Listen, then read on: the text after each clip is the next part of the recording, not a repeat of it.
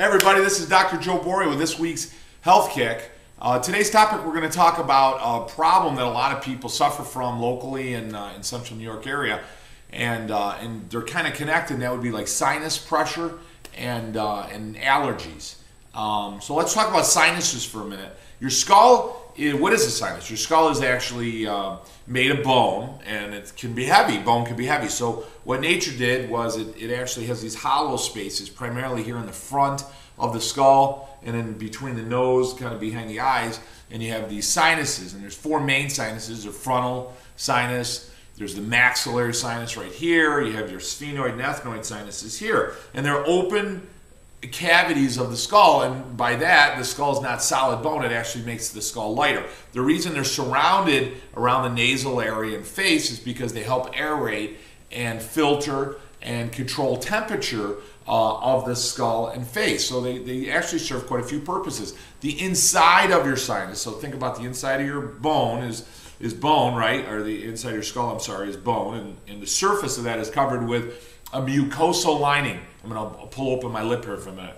This stuff right here, okay? And it's mucousy, so it's a fleshy tissue that actually makes a lot of mucus. And why does it make mucus? Is so it can cleanse itself. Mucus is there for a lot of different reasons. It has little enzymes to break down stuff you're breathing in, and it also helps cleanse the sinus. So they're very, very important, and they're important to be designed that way. They're important to have. Now what happens is allergies or sinuses are connected in that when we breathe in certain things, an allergy is actually you're breathing in a protein, let's say, technically an antigen, but you're breathing in a protein, and that protein reacts with your immune system. Your immune system reacts to it as if it's like a foreign body, like a virus or a bacteria or some type of a spore or a fungus, and by that you get an immune reaction. So what your body do, your whole immune system starts to kick up, and you start to make a lot of mucus, and you start to make a lot of extra fluid in the sinus, and it starts to put more pressure in the sinus, starts to put more pressure within the face, so the sinuses start to fill up with a lot of mucus, and as a result, by filling up with a lot of mucus, it starts to build up pressure. The other problem is by building up pressure, the sinus has little holes in it, they drain. The sinus can't drain, and then what happens is the barometric pressure on the outside changes, right? Kind of like going up in an airplane or going down deep in a swimming pool. You feel that pressure in there, and what happens is the sinus pressure can't equalize itself to the outside pressure because it's plugged, because it made so much mucus, typically from an irritation or an infection or what have you. And what happens then is what? You start having this horrific sinus pain, sinus pressure. A lot of people call it an infection. Most of the time it's not. But that's kind of how allergies are associated with the sinus problem. So a couple more things on that. We got to understand that 94% of all infections are viral in nature, not bacterial. So I see, and it's frustrating as a chiropractor, I see so many people rushing out to get antibiotics. Antibiotics have no benefit for a virus. In fact, not only do they have no benefit, they weaken your immune system, so they make the immune system less likely to fight off any infection.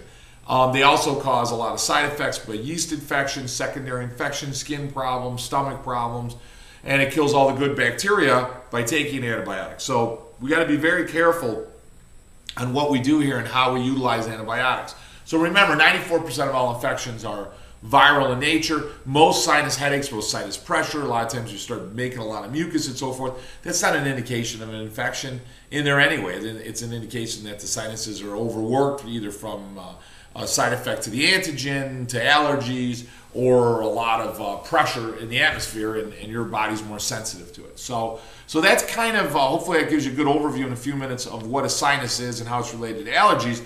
Now let's talk about how to make them healthy. So if we understand that they're mucosal, no matter where they are in the body, what does mucus like? Mucus likes to be cleaned.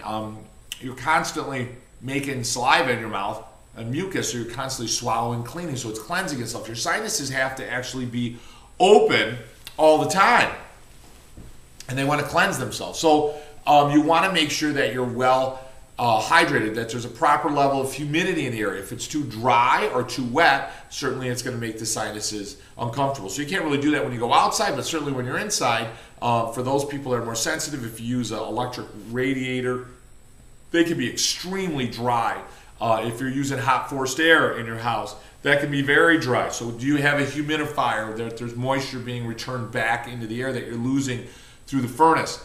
Would be really important. You can buy a room humidifier. So you can buy humidifiers that actually go in your living room or your bedroom or wherever you find that you spend a lot of time, and that'll create a proper humidity in the air, which will certainly allow your sinuses to be much healthier, and that'll stop you from having sensitivity or really any sinus problems.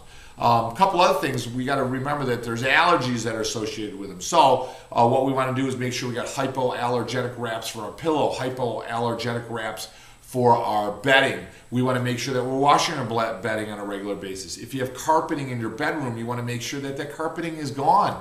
Certainly clean, but I'm not a wall-to-wall carpeting guy in a bedroom. I think it's bad. It's difficult to clean. You got a lot of material either from your body, your skin is constantly shedding.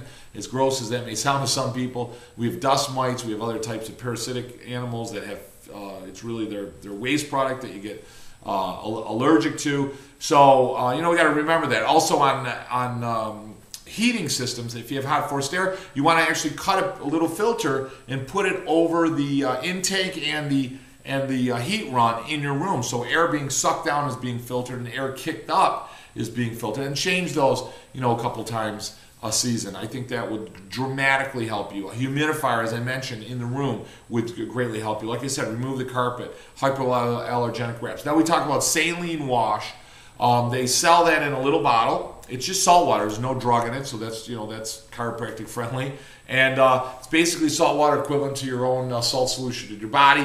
And you want to put it up each nostril, and you want to use that 2 to 3 times a day if you're actively having problems. If you're not, use it once a day. What that does is that washes out. You got to remember pollen, different types of proteins, different types of materials that you're breathing in your nose. Even if it's not an allergy, but you're in a dusty area or an area filled with a lot of debris in the air, you're breathing that in, it's going to irritate the mucosal lining, and your mucosal lining makes a lot of mucus. So by you washing it out, right, we want to keep it clean like we do our mouth, 3-4 times a day if you're active, once a day if you're not. What it does is it cleans those sinuses and the mucosal membranes, allows the sinuses to be healthier, allows you to have a lot less trouble. That'll certainly help. Now they do sell a saline wash that comes in a mist. It actually comes in a can. Some people are really sensitive to putting like water or fluid up their nose, so they sell one with an applicator on it, and then they sell they sell the can with an applicator, and that does a nice soft mist. It's much nicer for the nasal patches, much more tolerable for people. Also, we want to make sure we drink a lot of water. We forget that when we drink water, our body cleanses itself. So by drinking water, your body filters more blood through the kidney, which gets rid of more of the waste products, and as a result, it certainly makes you healthier and your body cleaner, which helps with allergies as well. We want to make sure we're on a probiotic. Healthy bacteria helps the gut and all the mucosal membranes. That bacteria is really important. It's called flora, so that helps fight off infections. We want to make sure that we're on a flaxseed or fish oil, omega-3 oils. We talked about those in other health kick videos, but very important in lowering the inflammatory response of the body, and I think that's certainly vital. And then you get into the other things that we always talk about. Sleeping certainly is vitally important, keeping your resistance up, keeping your immune system up. We talk about cold and flu season, washing your hands certainly is very important because that's going to prevent bacterial viral infections from spreading. One thing I thought was very interesting, and many people maybe don't notice this, but when you have a cold, you ever notice how like one nostril's open and the other one's plugged, and then they switch? Your body does that all the time. So your body actually has little muscles in there that narrows the opening of one nostril to allow you to use one more than the other. Not that it shuts it off completely, but more than the other. So that what it can do is it can take time to clean this side, and then it switches over to this side. Isn't that amazing? Body's unbelievable. It's called innate intelligence. Pretty cool stuff. All right, guys, we're all set. Remember, spread the video around, share it with other people. I want you guys to eat well. I want you to exercise. I want you to sleep well. I want you to drink a lot of water. We got to have positive thoughts in here. Do some real good self-talk. Remember, you, your mother, your father, your grandkids, everyone you know in your life, make sure they're under regular chiropractic care. This has been Dr. Joe Borio with this week's Health Kick. Have a great one.